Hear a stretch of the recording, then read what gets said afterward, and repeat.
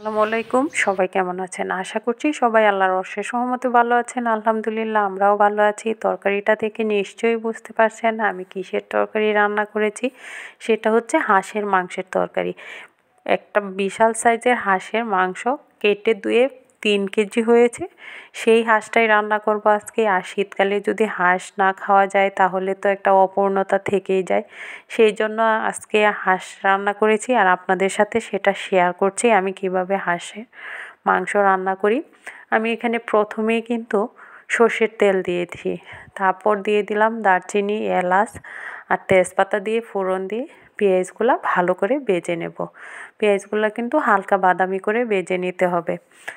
আর আমি এই পদ্ধতিতে হাঁস রান্না করি। আমার কাছে এই পদ্ধতিতে হাঁস রান্না করে খুব ভালো লাগে। আর হাঁসের মাংসর সবসময় আমি চেষ্টা করি সর্ষের তেল দিয়ে রান্না করতে, তাহলে কিন্তু ফ্লেভারটা অন্যরকম হয়। যখন আমার পেঁয়াজগুলো ভাজা হয়ে গেছে তখন আমি এখানে আদা বাটা, জিরে বাটা আর রসুন বাটাটা দিয়ে দেব, দিয়ে ভালো করে কষিয়ে নেব। বাটা মশলাগুলো আগে দিয়েছি। পেঁয়াজটা যখন আমার ভাজা ভাজা হয়ে গেছে তখন আমি এখানে বাটা মশলাগুলা অ্যাড করে তারপর ভাজা ভাজা করে নিয়েছি। আর এই পর্যায়ে দিয়ে দিচ্ছি লবণ। লবণটা দিয়ে আর একটুক্ষণ ভেজে নেব। তারপর এখানে গরম পানি অ্যাড করে দেব। অবশ্যই এই রান্নাটায় গরম পানি ইউজ করবেন। আমি চাই সব সময় সব রান্নাতেই গরম পানি ইউজ করতে, তাহলে দেখা যায় রান্নার স্বাদটা ঠিকঠাক থাকে। ঠান্ডা পানি দিলে বারবার দেখা যায় যে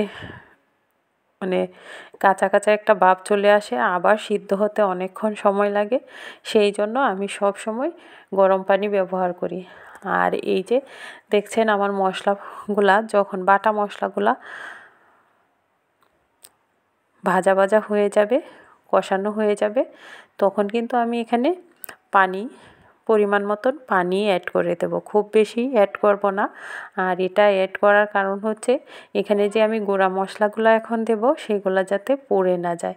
এখানে আমি ধনে গুঁড়া দিয়ে দিলাম, দিয়ে দিয়েছি মরিচ গুঁড়া আর দিয়ে দেব হলুদ গুঁড়া। আরও মশলা ব্যবহার করব এই রান্নাটায়, কিন্তু সেটা হবে পর্যায়ক্রমে, ধাপে ধাপে মশলাটা দিতে হবে। আর এই সবগুলো মশলা যখন আমার ভাজা হয়ে যাবে বা কষানো হয়ে যাবে, তেলটা উপরে চলে আসবে, আর তখনই কিন্তু আমি কেটে ধুয়ে রাখা হাঁসের মাংসগুলা অ্যাড করে দিব আর মশলার সাথে খুব ভালোভাবে মাখিয়ে নেব। এই পর্যায়ে চুলাটা কিন্তু একদম কম আঁচে দিয়ে দিয়েছি।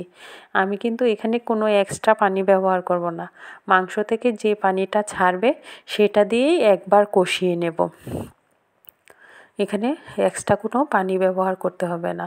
আর দেখেছিলেনই তো মশলাটা আমি কোন পর্যায়ে ভেজেছি, একদম ভাজা ভাজা করে কষিয়ে নিয়েছি। আর আমার মাংসটাও কিন্তু এখন কষানো হচ্ছে। মাংসটা কিন্তু ডেকে রান্না করতে হবে। হাঁসের মাংস, তারপর রাজহাঁস, এত বড় সাইজের একটা রাজহাঁস, এটা রান্না করতে কিন্তু প্রায় 1.5 ঘন্টার সময়ের উপরে লেগে গেছে আমার। মাংসটা যদি ভালো করে সেদ্ধ না হয় তাহলে কীরকম একটা আষ্টে গন্ধ করে, সেই জন্য কিন্তু আমি অনেকটা সময় নিয়ে এই মাংসটা রান্না করেছি। আর রাজহাঁসের মাংস যেহেতু রান্না করেছি আর একটু বেশি সময় লেগেছে। এমনিতে 1 ঘন্টায় হয়ে যায়, আর এটা কিন্তু 1.5 ঘন্টার মতন লেগেছে, দেখতেই পাচ্ছেন। আমার এই পর্যায়ে কিন্তু কষানো হয়ে যাচ্ছে। আমি এই কষানোতে কোনো পানি ব্যবহার করিনি, শুধু হাঁসের মাংস থেকে যে পানিটা ছেড়েছে সেটা দিয়ে এই পর্যায়ে কষিয়ে নিয়েছি। কষিয়ে নেওয়ার পর আমি কিন্তু এখানে আবারও গরম পানি অ্যাড করে দেব কষানোর জন্য। আমি 2-3 ধাপে কিন্তু মাংসটা কষিয়ে নেব, তাহলে বোঝাই যাবে না যে মাংসটা হাঁসের মাংস বা আষ্টে গন্ধটা থাকবে না। বা এক জালে আগের দিনের মানুষ কী করতো, হাঁসের মাংস রান্না করলে অনেকবার জাল দিত। 2-3 দিন জাল দেওয়ার পর যখন খেত তখন খুব ভালো লাগতো। আর এখন আমরা এক জাল দিয়েই রান্না করতে পারি, কারণ অনেক সময় ধরে রান্না করি তো সেই জন্য। আর দেখছেন আস্ত রসুন দিয়ে দিলাম কয়েকটা। হাঁসের মাংসতে কিন্তু আস্ত রসুন দিলে আমার কাছে খুব ভালো লাগে, রসুনগুলো একদম তুলতুলে হয়ে যায়। সিদ্ধ হয়ে। আর এই পর্যায়ে আরেকটা মশলা দিয়ে দিচ্ছি, এটা হচ্ছে আমার পাঁচফোড়নের গুঁড়া। পাঁচফোড়নের গুঁড়াটা অ্যাড করে দিয়েছি, অল্প পরিমাণেই দিয়েছি যাতে মাংসের সাথে ভালো করে মিশে যায় সেই জন্য। এখনও কিন্তু আমি এই পানিটা যে দিয়েছিলাম গরম পানিটা সেটা টানিয়ে নেব, টানিয়ে নিয়ে তারপর আরও পানি অ্যাড করে দেব। এটা কিন্তু একটু সময় নিয়ে ধৈর্য সহকারে রান্না করতে হবে। এই যে এখন কিন্তু আমি পানি অ্যাড করে দিচ্ছি, আর এই পানিটা কিন্তু খুব বেশি শুকাবো না, কারণ আমার মাংসগুলা একদম সিদ্ধ হয়ে গেছে।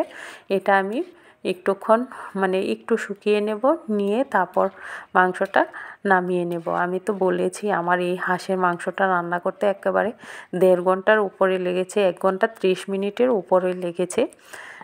আস্তে আস্তে করে রান্না করেছি, জাল কিন্তু খুব বেশি দিই না, ডেকে দিয়েছিলাম। এই যে এখন দেখেন কালারটা কি সুন্দর এসেছে। আপনারা অবশ্যই এভাবে ট্রাই করবেন। আর সর্ষের তেল দিয়ে হাঁসের মাংস রান্না করলে কিন্তু অন্যরকম একটা ফ্লেভার হয়, টেস্টটাও অন্যরকম হয়। আর আস্ত রসুন দিলে তো সেটা কথাই নেই। আজ রান্না করেছি আস্ত রসুনে রাজহাঁসের মাংস। এভাবে আপনারা ট্রাই করবেন, আর সর্ষের তেলটা অবশ্যই ব্যবহার করতে চেষ্টা করবেন। আর দেখতেই পাচ্ছেন আমার মাংসটা প্রায় হয়ে আসছে। এই পর্যায়ে একটা কথা বলে নিচ্ছি, এই যে এখন কিন্তু আমি আরেকটু নামানোর আগে আরেকটু এখানে গরম মশলার গুঁড়াটা অ্যাড করে দিয়েছি ফ্লেভারটা সুন্দর হওয়ার জন্য। আর এখনও যারা আমার চ্যানেলটা সাবস্ক্রাইব করেন নাই, প্লিজ সাবস্ক্রাইব করে পাশে থাকবেন, লাইক কমেন্ট করবেন, শেয়ার করবেন। আর যারা পেজটা দেখবেন তারা পেজটা অবশ্যই ফলো করে পাশে থাকবেন, লাইক কমেন্ট করবেন, শেয়ার করবেন, প্রিয়জনদের সাথে শেয়ার করবেন।